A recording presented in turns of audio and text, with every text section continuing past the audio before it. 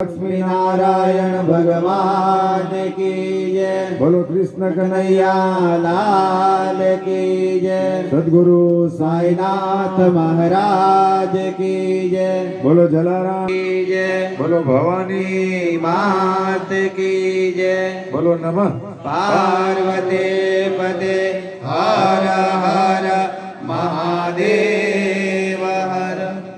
इति श्री विष्णु दिव्य सहस्रनामावली संपूर्ण। तो બધા જ ભક્તો પોતપોતાની જગા પરથી સદગુરુને અને શ્રી હરિના ચરણમાં જલાબાપાના ચરણમાં આપણે આ પાઠને અર્પણ કરી દઈએ।